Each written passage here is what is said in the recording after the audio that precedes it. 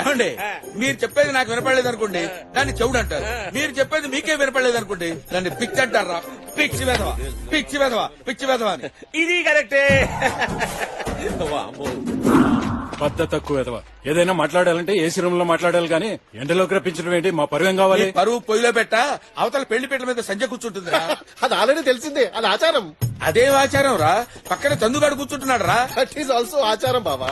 అయినా కోడల పక్కన వాడేవడో కూర్చోవడం ఏంట్రా? అబ్బా నాన్న, యూ డోంట్ నో, చందుకు ఆల్రెడీ పెళ్ళైపోయింది నాన్న.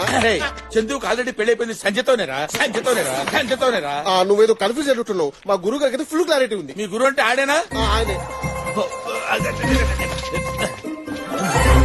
ఆడేనని గురువు, ఆడేనని గురువు, ఆడేనని గురువు.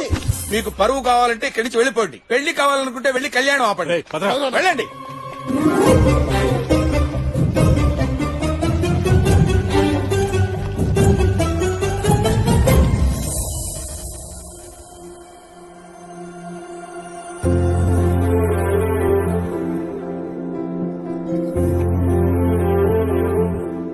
పదరా. వద్దు తాతయ్య,